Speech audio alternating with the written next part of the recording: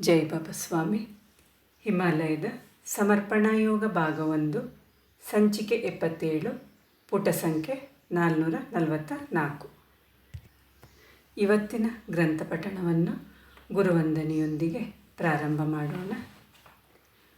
ಓಂ ಗುರುರ್ ಬ್ರಹ್ಮ ಗುರುರ್ ವಿಷ್ಣು ಗುರುರ್ ದೇವೋ ಮಹೇಶ್ವರಃ ಗುರುರ್ ಸಾಕ್ಷಾತ್ ಪರಬ್ರಹ್ಮ ತಸ್ಮೈ ಶ್ರೀ ಗುರುವೇ ನಮಃ. ತಸ್ಮೈ ಶ್ರೀ ಗುರುವೇ ನಮಃ. ತಸ್ಮೈ ಶ್ರೀ ಗುರುವೇ ನಮಃ. ನನ್ನ ಗುರುದೇವರು ಹಾಗೇ ಇದ್ದರು. ಅವರು ಏನು ಗತಿವಿಧಿಗಳನ್ನು ನಡೆಸುತ್ತಿದ್ದರೋ ಅದು ಬೇರೆ ಬೇರೆಯಾಗಿ ತೋರುತ್ತಿತ್ತಷ್ಟೆ. ಆದರೆ ಅವು ಬೇರೆ ಬೇರೆ ಗತಿವಿಧಿಗಳಾಗಿರಲಿಲ್ಲ. ಯಾಕೆಂದರೆ ಶರೀರದ ಸ್ತರದಿಂದ ನೋಡಿದಾಗ ಅದು ವಿಭಿನ್ನವಾಗಿ ಬೇರೆ ಬೇರೆ ರೀತಿಯದ್ದಾಗಿ ತೋರುತ್ತಿದ್ದರೂ ಒಳಗಿನಿಂದ ಅನುಭವಿಸಿದಾಗ ಆ ಗತಿವಿಧಿಗಳು ಬೇರೆಯಾಗಿರಲಿಲ್ಲ. ವ್ಯವಹಾರವು ಆಗುತ್ತಿರಲಿಲ್ಲ. ಯಾವುದು ಶರೀರದಿಂದ ಆಗುತ್ತದೆಯೋ ಅವುಗಳು ಬಗೆ ಬಗೆಯಾಗಿ ಕಂಡರೂ ಒಳಗಿನಿಂದ ನೋಡಿದಾಗ ಅದು ಒಂದೇ ಕಾರ್ಯವಾಗಿರುತ್ತಿತ್ತು. ಅಂದರೆ ಅದು ಚೈತನ್ಯವನ್ನು ಪ್ರವಹಿಸುವುದಾಗಿತ್ತು. ಅವರು ಚೈತನ್ಯವನ್ನು ಪ್ರವಹಿಸುತ್ತಿದ್ದರು ಎನ್ನುವ ಬದಲು ಅವರ ಮಾಧ್ಯಮದ ಮೂಲಕ ಚೈತನ್ಯವು ಸದಾ ಹರಿಯುತ್ತಲೇ ಇತ್ತು ಎನ್ನುವುದು ಖಚಿತ. ಅವರ ಚೈತನ್ಯವನ್ನು ಶರೀರದಿಂದಲ್ಲ, ಕೇವಲ ಆತ್ಮದ ಮೂಲಕ ಮಾತ್ರ ಅನುಭವಿಸಬಹುದಾಗಿತ್ತು. ನನ್ನ ಗುರುದೇವರು ಮೌನ ಆಚರಣೆಯಲ್ಲಿದ್ದರೂ, ಮಾತನಾಡುತ್ತಿದ್ದರೂ, ಅವರು ಜೋರಾಗಿ ಬೈದರೂ, ಹೊಗಳಿದರು ಅಥವಾ ಕೇವಲ ಕಣ್ಣಿನ ರೆಪ್ಪೆಯನ್ನು ಮಿಟುಕಿದರೂ ಚೈತನ್ಯದ ಅನುಭವ ಉಂಟಾಗುತ್ತಿತ್ತು. ಅವರ ನಡಿಗೆಯಲ್ಲಿ ಚೈತನ್ಯವಿತ್ತು. ಕುಳಿತುಕೊಳ್ಳುವಾಗ, ಮಲಗಿದಾಗಲೆಲ್ಲ ಚೈತನ್ಯವಿರುತ್ತಿತ್ತು. ಅವರ ಶರೀರದ ಚಿಕ್ಕ ಚಿಕ್ಕ ಗತಿವಿಧಿಗಳಲ್ಲೂ ಚೈತನ್ಯವು ತುಂಬಿರುತ್ತಿತ್ತು. ಅವರು ತನ್ನ ಒಂದು ಕೈಬೆರಳನ್ನು ಆಕಸ್ಮಿಕವಾಗಿ ಅಲ್ಲಾಡಿಸಿದರೆ ಸಾಕು, ಚೈತನ್ಯದ ಮಹಾಪೂರದ ಅನುಭವ ಉಂಟಾಗುತ್ತಿತ್ತು. ಬೆರಳಿನ ಚಲನೆಯಲ್ಲಿ ಒಂದು ಪ್ರೇರೇಪಣೆಯೇ ಉಂಟಾದಂತೆ ಅನಿಸುತ್ತಿತ್ತು. ಇದನ್ನು ವರ್ಣಿಸಲು ಸಾಧ್ಯವಿಲ್ಲ, ಅನುಭವಿಸಬಹುದಷ್ಟೆ. ಆ ಅನುಭವದಲ್ಲಿ ನನ್ನೊಳಗೆ ಸೂರ್ಯೋದಯ ಉಂಟಾದಂತೆ ಆ ಧರ್ಮ ಮಾರ್ತಾಂಡನು ಒಳಗಿನಿಂದಲೇ ಉದಯಿಸಿದಂತಾಗುತ್ತಿತ್ತು. ಇದರಿಂದ ನನ್ನ ಆತ್ಮವು ಗುರುವಿನ ಸಾನ್ನಿಧ್ಯದಲ್ಲಿ ಪುಳಕಿತಗೊಂಡು ಅರಳುತ್ತಿತ್ತು. ನನ್ನ ಆತ್ಮವು ಅವರ ಸಾನ್ನಿಧ್ಯವನ್ನೇ ಬಯಸುತ್ತಿತ್ತು. ಅವರ ಸಾನ್ನಿಧ್ಯದಿಂದ ದೂರ ಹೋಗಲು ಇಚ್ಛಿಸುತ್ತಿರಲಿಲ್ಲ. ನನಗೆ ಅವರ ಸಾನ್ನಿಧ್ಯ ಏಕೆ ಇಷ್ಟವೆಂದು ನನ್ನ ಶರೀರಕ್ಕೆ ಅರ್ಥವಾಗುತ್ತಿರಲಿಲ್ಲ. ಆದರೂ ಅದು ಅವರ ಸಾನ್ನಿಧ್ಯವನ್ನು ಬಯಸುತ್ತಿತ್ತು. ಇದು ಏಕೆ ಆಗುತ್ತಿದೆ ಎಂದರೆ, ಗುರುವಿನ ಶರೀರಕ್ಕೆ ಯಾವುದೇ ಅಸ್ತಿತ್ವವಿರದೆ ಅವರ ಸಂಪೂರ್ಣ ಶರೀರವು ವಿಶ್ವ ಚೈತನ್ಯದ ಮಾಧ್ಯಮವಾಗಿ ಬಿಟ್ಟಿತ್ತು. ಹಾಗಾಗಿ ಅವರ ಶರೀರಕ್ಕೆ ಯಾವುದೇ ಸ್ವಯಂ ಗತಿವಿಧಿಗಳಿರಲಿಲ್ಲ. ಎಲ್ಲ ಗತಿವಿಧಿಗಳು ಚೈತನ್ಯದ ಮೂಲಕ ಸಂಪನ್ನಗೊಳ್ಳುತ್ತಿದ್ದವು. ಈ ಕಾರಣಕ್ಕಾಗಿ ಅವರ ಪ್ರತಿಯೊಂದು ಚಲನವಲನವು ಒಳ್ಳೆಯದಾಗಿ ಕಾಣಿಸುತ್ತಿತ್ತು. ಅವರು ನನಗೆ ಬೈದಾಗ ಅಮೃತ ವರ್ಷ ಉಂಟಾದಂತೆನಿಸುತ್ತಿತ್ತು. ಆದ್ದರಿಂದ ಅವರು ಯಾರನ್ನಾದರೂ ಬೈಯುತ್ತಿದ್ದರೆ ಅದನ್ನು ಹಾಗೆ ಸತತವಾಗಿ ಕೇಳಿಸಿಕೊಳ್ಳುತ್ತಲೇ ಇರಬೇಕೆಂದು ಅನಿಸುತ್ತಿತ್ತು. ಅವರ ಸಾನ್ನಿಧ್ಯದಿಂದ ಆಚೆ ಹೋಗಲು ಮನಸ್ಸೇ ಬರುತ್ತಿರಲಿಲ್ಲ. ಅವರ ಮೇಲೆ ಪರಮಾತ್ಮನ ಅಧಿಪತ್ಯ ಸದಾ ಇತ್ತು. ಶರೀರದ ಅಸ್ತಿತ್ವವನ್ನು ಅವರು ಇಟ್ಟುಕೊಳ್ಳದಿದ್ದುದರಿಂದ ಇದು ಸಾಧ್ಯವಾಗಿತ್ತು. ಹೀಗಿರಲು ಅವರ ಶರೀರವೇಕೆ ಕೇವಲ ಒಂದು ದರ್ಶನ ಉಂಟಾದರೆ ಸಾಕು, ಆತ್ಮಕ್ಕೆ ತನ್ನ ಮೋಕ್ಷದ ಪಥವನ್ನು ತಿಳಿಯಬಹುದಾದಷ್ಟು ಶಕ್ತಿ ಆ ದರ್ಶನ ಮಾತ್ರದಿಂದ ಸಿಗುತ್ತಿತ್ತು. ಇಂತಹ ಪರಮಾತ್ಮಮಯ ಶರೀರದ ದರ್ಶನ ಕೇವಲ ಪುಣ್ಯಾತ್ಮರಿಗೆ ಮಾತ್ರ ಸಿಗಲು ಸಾಧ್ಯ. ಕೇವಲ ಪುಣ್ಯಾತ್ಮರಿಗೆ ಮಾತ್ರ ಅವರ ಎದುರು ಬರಲು ಸಾಧ್ಯ. ಆದ್ದರಿಂದ ಗುರುವನ್ನು ಯಾವಾಗಲೂ ಅನುಭವ ಮಾಡಿಕೊಳ್ಳುತ್ತಿರಬೇಕು. ಹಾಗಿದ್ದಲ್ಲಿ ಮಾತ್ರ ಆ ಒಳ್ಳೆಯ ಅನುಭವ ಒಂದೇ ರೀತಿಯದ್ದಾಗಿರುತ್ತದೆ. ಆ ಅನುಭವ ಒಂದೇ ರೀತಿಯಾಗಿ ಯಾಕಿರುತ್ತದೆ ಎಂದರೆ, ಅದರಲ್ಲಿ ಕೇವಲ ಪರಮಾತ್ಮನ ಚೈತನ್ಯ ಹರಿಯುತ್ತಿರುತ್ತದೆ. ಅಂತಹ ಒಂದು ಗುರುವಿನ ಸಾನ್ನಿಧ್ಯ ನನ್ನ ಜೀವನದಲ್ಲಿ ನನಗೆ ದೊರಕಿತ್ತು. ಈ ಗುರುತತ್ವದ ಪ್ರವಾಹವನ್ನು ನನಗೆ ಒಪ್ಪಿಸಿ ಆನಂತರ ನಿನಗೆ ಒಪ್ಪಿಸಲು ನನ್ನೊಳಗಿನಿಂದ ಅದನ್ನು ಹರಿಯುವಂತೆ ಮಾಡಿದರು. ಆ ಗುರುತತ್ವವನ್ನು ನನ್ನ ಉಳಿದ ಜೀವನ ಕಾಲದಲ್ಲಿ ನನ್ನ ಸ್ವಾಧೀನದಲ್ಲಿ ಭದ್ರವಾಗಿ ಉಳಿಸಿಟ್ಟುಕೊಂಡು ಬಂದಿದ್ದೆ. ಆನಂತರ ನನ್ನ ಮೂಲಕ ನಿನಗೆ ಪ್ರವಹಿಸಿದ್ದೇನೆ. ನಾನು ಆ ಗುರುತತ್ವದ ಪ್ರವಾಹಕ್ಕೆ ನಮಸ್ಕರಿಸಿದೆ. ಆ ಗುರುತತ್ವದ ಪ್ರವಾಹವನ್ನು ಗುರುದೇವ ಎಂದು ಸಂಬೋಧಿಸಿದ್ದೆ. ಆ ಗುರುತತ್ವದ ಪ್ರವಾಹ ನನ್ನೊಳಗಿದ್ದಾಗ ಅದು ನನಗೆ ಗೋಚರಿಸುತ್ತಿರಲಿಲ್ಲ. ಅದು ನನ್ನ ಗುರುದೇವರ ಶರೀರದಲ್ಲಿದ್ದಾಗ ನಾನು ಅದರ ದರ್ಶನ ಮಾಡುತ್ತಿದ್ದೆ. ನಂತರ ನಿನ್ನ ಶರೀರಕ್ಕೆ ಪ್ರವಹಿಸುವಾಗ ಅದರ ದರ್ಶನವನ್ನು ಪಡೆದೆ. ನನಗೆ ನಿನ್ನ ಶರೀರದಲ್ಲಿ ನನ್ನ ಗುರುದೇವರ ದರ್ಶನವಾಯಿತು. ಆದ್ದರಿಂದ ನಾನು ಅವರಿಗೆ ನಮಸ್ಕರಿಸಿದೆ.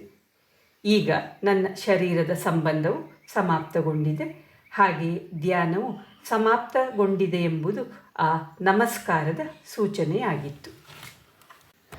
ನಾನು ನನ್ನ ಗುರುದೇವರ ಶರೀರಕ್ಕೆ ಏಕೆ ಅಷ್ಟೊಂದು ಆಕರ್ಷಿತನಾಗಿದ್ದೆ ಎಂಬುದು ನನಗೀಗ ಅರ್ಥವಾಯಿತು. ಈ ಮೋಹ ಏಕೆ ಇತ್ತೆಂದರೆ ಅವರೊಳಗೆ ಹರಿಯುತ್ತಿದ್ದ ಚೈತನ್ಯದ ಜರಿ ನನ್ನೊಳಗೂ ಹರಿಯುವುದನ್ನು ನಾನು ಅನುಭವಿಸುತ್ತಿದ್ದೆ. ಅವರ ಒಂದೊಂದು ಕ್ರಿಯೆಯು ನನ್ನ ಮನಸ್ಸಿಗೆ ಹಿಡಿಸಿ ಅವರ ಸುತ್ತಲೂ ಕಣಜದ ಹುಳದಂತೆ ಯಾಕೆ ಸುತ್ತಾಡುತ್ತಿದೆ ಎಂದು ಈಗ ಮನವರಿಕೆಯಾಯಿತು. ಯಾಕೆಂದರೆ ಅವರೊಳಗಿಂದ ಪರಮಾತ್ಮನ ಸುಗಂಧ ಹೊರಸೂಸುತ್ತಿತ್ತು. ಕೆಲವೊಮ್ಮೆ ಅದು ಚಂದನದ ಪರಿಮಳದಂತಿರುತ್ತಿತ್ತು, ಕೆಲವೊಮ್ಮೆ ಗುಲಾಬಿಯ ಸುವಾಸನೆಯಂತಿರುತ್ತಿತ್ತು, ಕೆಲವೊಮ್ಮೆ ಈ ಎರಡು ಪರಿಮಳಗಳ ಮಿಶ್ರಿತ ಪರಿಮಳವಾಗಿರುತ್ತಿತ್ತು. ಕೆಲವೊಮ್ಮೆ ಈ ಪರಿಮಳ ಈ ಭೂಮಿಯದ್ದೇ ಅಲ್ಲವೆಂದೆನಿಸುತ್ತಿತ್ತು. ಇದು ಯಾವುದೇ ತಯಾರಿಸಲ್ಪಟ್ಟಂತಹ ಸುಗಂಧವಾಗಿರದೆ ಪರಮಾತ್ಮನ ಕಂಪಾಗಿದ್ದು, ಈ ಕಂಪನ್ನು ಪಡೆದು ಆತ್ಮವು ಪ್ರಸನ್ನಗೊಳ್ಳುತ್ತಿತ್ತು. ಈ ಸುಗಂಧವನ್ನು ಕೇವಲ ಅನುಭವಿಸಿ ತಿಳಿಯಬಹುದಷ್ಟೆ. ಈಗ ಆ ಸುಗಂಧವನ್ನು ಗುರುದೇವರು ನನ್ನೊಳಗೆ ಪ್ರವಹಿಸಿದ್ದಾರೆ. ಇಲ್ಲದಿದ್ದರೆ ನನ್ನೊಳಗಿರುವ ಈ ಸುಗಂಧವನ್ನು ನಾನು ಹೇಗೆ ಅನುಭವಿಸಲು ಸಾಧ್ಯ? ಒಂದು ಆತ್ಮವು ಆ ಸುಗಂಧವನ್ನು ಪಡೆದಾಗ ಮಾತ್ರ ಅದನ್ನು ಅನುಭವಿಸಲು ಸಾಧ್ಯ. ಹಾಗೆಯೇ ಇತರ ಆತ್ಮಗಳು ಆ ಸುಗಂಧವನ್ನು ಪಡೆದಾಗ ಮಾತ್ರ ಅವುಗಳು ಅದನ್ನು ಅನುಭವಿಸಬಹುದು. ಅಂತಹ ಆತ್ಮಗಳನ್ನು ಭೇಟಿ ಮಾಡಿ ಅವರಿಗೆ ಈ ಪ್ರಸಾದವನ್ನು ಹಂಚುವ ತವಕವು ನನ್ನೊಳಗೆ ಜಾಗೃತಗೊಂಡಾಗ ಮತ್ತೊಮ್ಮೆ ಆ ಸುಗಂಧದ ಅನುಭವ ಉಂಟಾಯಿತು. ಪ್ರಸಾದ ಏನೇ ಇರಲಿ, ನಾನು ಪಡೆದ ಪ್ರಸಾದ ಹಂಚುವುದಕ್ಕಾಗಿ ಇರುವುದೆಂಬುದು ನಿಜ. ಅದನ್ನು ಪಡೆಯುವವರಿದ್ದರೆ ಮಾತ್ರ ಅದನ್ನು ನೀಡಲು ಸಾಧ್ಯ. ಪ್ರಸಾದ ಎಷ್ಟೇ ಇದ್ದರೂ ಅದನ್ನು ಸ್ವೀಕರಿಸಲು ಅಲ್ಲಿ ಯಾರೂ ಇಲ್ಲದಿದ್ದರೆ ಅದನ್ನು ಯಾರಿಗೆ ಹಂಚುವುದು? ಯಾರು ಅದನ್ನು ಸ್ವೀಕರಿಸಲಿದ್ದಾರೆ? ಗುರುದೇವರು ನನ್ನನ್ನು ಸುಳಿಗುಂಡಿಗೆ ಹಾಕಿದಂತಿತ್ತು. ಅವರ ಕಾರ್ಯಕ್ಕಾಗಿ ಸಾಮೂಹಿಕತೆಯ ಅವಶ್ಯಕತೆ ಇದೆ. ಇತರರಿಗೆ ಹಂಚಲು ನನಗೆ ಪ್ರಸಾದವನ್ನು ಕೊಟ್ಟಿದ್ದಾರೆ, ಆದರೆ ಅದನ್ನು ಹಂಚಲು ಈ ಸ್ಥಳದಲ್ಲಿ ಯಾರೊಬ್ಬನೂ ಇಲ್ಲ. ಇದರ ಅರ್ಥ ಗುರು ಕಾರ್ಯವನ್ನು ಈ ನಿರ್ಜನ ದ್ವೀಪದಲ್ಲಿ ಬ್ರಹ್ಮಪುತ್ರ ನದಿಯ ದಂಡೆಯ ಮೇಲೆ ಕಾರ್ಯಗತಗೊಳಿಸಲು ಸಾಧ್ಯವಿಲ್ಲ. ಈಗ ನಾನು ಈ ನಿರ್ಜನ ಸ್ಥಳವನ್ನು ಬಿಟ್ಟು ಹೋಗಲೇಬೇಕು. ಆದರೆ ಹೇಗೆ ಹೋಗಲಿ? ಗುರುದೇವರು ನನಗೆ ಈ ಸ್ಥಳವನ್ನು ಬಿಟ್ಟು ಹೋಗುವ ಪ್ರಯತ್ನ ಮಾಡಬಾರದು. ನನ್ನ ನಿರ್ಗಮನ ಸರಿಯಾದ ಸಮಯಕ್ಕೆ ತನ್ನಿಂದ ತಾನೇ ಉಂಟಾಗುತ್ತದೆ ಎಂದಿದ್ದರು. ನಾನು ಎದ್ದು ಕಾಡಿನ ಒಳಗೆ ಹೋದೆ. ಒಂದು ಹೊಸ ಬಳ್ಳಿಯನ್ನು ಹುಡುಕಿ ಅದನ್ನು ಹಗ್ಗವನ್ನಾಗಿಸಿ ನನ್ನ ಸೊಂಟದ ಸುತ್ತ ಬಿಗಿದು ಕಟ್ಟಿಕೊಂಡೆ. 2 ಬಾಳೆ ಎಲೆಗಳನ್ನು ಕತ್ತರಿಸಿ ಬಗ್ಗಿಸಿ ಲಂಗೋಟಿ ರೀತಿಯಲ್ಲಿ ಬಿಗಿದು ಸುತ್ತಿಕೊಂಡೆ. ಆ ಚಪ್ಪಡಿಯಂತಹ ಕಲ್ಲಿನ ಬಳಿ ಹೋಗಿ ಕುಳಿತುಕೊಂಡೆ. ಈಗಲೂ ಆ ಸ್ಥಳದಲ್ಲಿ ಗುರುದೇವರ ಸಾನ್ನಿಧ್ಯವನ್ನು ಅನುಭವಿಸುತ್ತಿದ್ದೆ. ಈಗ ಸಂಜೆಯಾಗಿತ್ತು. ನಾನು ಗುರುದೇವರಿಗೆ ನಮಸ್ಕರಿಸಿದೆ. ಆ ಇಳಿಜಾರಿನಲ್ಲಿ 3 ಬಂಡೆಗಳ ನಡುವೆ ಒಂದು ಕುಳಿ ಇತ್ತು. ಅಲ್ಲಿ ಮಲಗಲು ನಿರ್ಧರಿಸಿದೆ. ರಾತ್ರಿಯೆಲ್ಲ ತುಂಬ ಚಳಿ ಇದ್ದುದರಿಂದ ನನಗೆ ಸರಿಯಾಗಿ ನಿದ್ದೆ ಬರಲಿಲ್ಲ. ಮರುದಿನ ಬೆಳಗ್ಗೆ ನಾನು ಪುನಃ ಆ ನೀರಿನ ಜರಿಯ ಬಳಿ ಹೋದೆ. ಆ ಜರಿ ಸ್ವಲ್ಪ ಎತ್ತರದಿಂದ ಜೋರಾಗಿ ಸುರಿಯುತ್ತಿತ್ತು. ನೀರು ತಣ್ಣಗಾಗಿ ತಿಳಿಯಾಗಿತ್ತು. ಯಾವುದೇ ಕೆಲಸಗಳನ್ನು ಈಗ ಮಾಡಲು ಇಲ್ಲದಿದ್ದುದರಿಂದ ಅವಸರವಿಲ್ಲದೆ ನಿಧಾನವಾಗಿ ಸ್ನಾನ ಮಾಡಿದೆ. ನನಗೆ ಎಲ್ಲೂ ಹೋಗಲು ಇರಲಿಲ್ಲ. ಹಾಗೆಯೇ ನನಗೋಸ್ಕರ ಯಾರೂ ಕಾಯುವವರಿರಲಿಲ್ಲ. ಸ್ನಾನವಾದ ನಂತರ ನಾನು ಬಳ್ಳಿಯೊಂದನ್ನು ಹುಡುಕಿ ಸೊಂಟಕ್ಕೆ ಗಟ್ಟಿಯಾಗಿ ಕಟ್ಟಿಕೊಂಡೆ. 2 ದೊಡ್ಡ ಬಾಳೆ ಎಲೆಗಳನ್ನು ಕತ್ತರಿಸಿ ಪುನಃ ಲಂಗೋಟಿಯಾಗಿ ಧರಿಸಿದೆ. ಈಗ ಇದು ನನ್ನ ವಸ್ತ್ರವಾಗಿತ್ತು. ಸ್ವಲ್ಪ ಹೊತ್ತಿನ ನಂತರ ಗುರುದೇವರ ಚಿತೆಯ ಬಳಿ ಕುಳಿತು ಧ್ಯಾನ ಮಾಡಿದೆ. ಧ್ಯಾನ ಮಾಡುತ್ತಿದ್ದಂತೆಯೇ ಗುರುದೇವರ ಚೈತನ್ಯ ಶಕ್ತಿಯ ಅನುಭವವಾಯಿತು. ಅವರು ಹೇಳುತ್ತಿದ್ದರೇನೆಂದರೆ, ಶಾಶ್ವತ ಶಾಂತಿಯನ್ನು ಪಡೆಯುವ ಪ್ರಯತ್ನ ಕಾರ್ಯದಲ್ಲಿ ಹೊರಟ ಪ್ರತಿಯೊಬ್ಬ ಸಂತ ಮಹಾತ್ಮನು ತನ್ನ ಅನ್ವೇಷಣೆಯ ಮೂಲಕ ಸಾಕಷ್ಟು ಕೊಡುಗೆಯನ್ನು ನಮ್ಮ ಭಾರತೀಯ ಸಂಸ್ಕೃತಿಯ ಪರಂಪರೆಗೆ ನೀಡಿದ್ದಾನೆ. ಅಂತಹ ಸಂತನು ಈ ಆತ್ಮಶಾಂತಿಯನ್ನು ಹುಡುಕುತ್ತಾ ಹೋದ ಹಾಗೆ ಆತ್ಮಜ್ಞಾನವನ್ನು ಪಡೆದಿದ್ದಾನೆ. ಆತ್ಮಜ್ಞಾನ ಪಡೆದ ನಂತರ ಅಂತಹ ಮನುಷ್ಯನಿಗೆ ತಾನು ಏನು ಮಾಡಬೇಕು, ಏನು ಮಾಡಬಾರದು ಎಂಬ ಜ್ಞಾನ ಉಂಟಾಯಿತು. ಈ ಆತ್ಮಜ್ಞಾನದ ಆಧಾರದ ಮೇಲೆ ಮನುಷ್ಯನ ಜೀವನ ಪದ್ಧತಿಯ ಕೆಲವು ನಿಯಮಗಳನ್ನು ಕರ್ಮಗಳ ಆಧಾರದ ಮೇಲೆ ತಯಾರಿಸಿದರು. ಯಾವ ಕರ್ಮವನ್ನು ಮಾಡಬೇಕು, ಯಾವ ಕರ್ಮವನ್ನು ಮಾಡಬಾರದು ಎಂಬುದರ ಕುರಿತು ವಿಕಾಸವಾಯಿತು. ಈ ರೀತಿಯ ವಿಂಗಡಣೆಯಿಂದ ಯಾವ ಕರ್ಮವು ಯೋಗ್ಯವೋ ಅದನ್ನು ಮಾಡಬೇಕಾದ ಅಗತ್ಯತೆಯ ಬಗ್ಗೆ ತಿಳಿಸಿ ಆ ಒಳ್ಳೆಯ ಕರ್ಮಗಳಿಗೆ ಪುಣ್ಯ ಕಾರ್ಯವೆಂದು ಹೆಸರನ್ನು ನೀಡಿದರು. ಯಾವ ಕರ್ಮವು ಒಳ್ಳೆಯದಲ್ಲವೋ ಅವುಗಳಿಗೆ ಪಾಪಕರ್ಮವೆಂದು ಹೆಸರನ್ನು ನೀಡಿದರು. ಈ ರೀತಿಯಾಗಿ ಕರ್ಮಗಳ ವಿಭಜನೆಯಾಯಿತು. ಪುಣ್ಯಕರ್ಮ ಮತ್ತು ಪಾಪಕರ್ಮದ ದೃಷ್ಟಿಯಿಂದ ಆತ್ಮಗಳನ್ನು ಬೇರೆ ಬೇರೆಯಾಗಿ ವರ್ಗೀಕರಿಸಲಾಯಿತು. ಈ ನಿಯಮಗಳಲ್ಲಿ ಯಾವ ಆತ್ಮವು ಪುಣ್ಯ ಕಾರ್ಯ ಮಾಡುತ್ತದೆಯೋ ಅದನ್ನು ಪುಣ್ಯವಂತ ಆತ್ಮವೆಂಬ ಹೆಸರಿನಿಂದ ತಿಳಿಯಲಾಗಿದೆ. ಇಂತಹ ಆತ್ಮದಲ್ಲಿ ಒಳ್ಳೆಯ ಕರ್ಮಗಳ ಭಂಡಾರವೇ ಇರುತ್ತದೆ. ಇದೇ ರೀತಿಯಾಗಿ ಕೆಟ್ಟ ಕರ್ಮಗಳ ಭಂಡಾರವಾಗಿರುವ ಆತ್ಮವನ್ನು ಕೆಟ್ಟ ಆತ್ಮ ಅಥವಾ ಪಾಪಿ ಆತ್ಮವೆಂದು ಕರೆಯಲಾಗುತ್ತದೆ.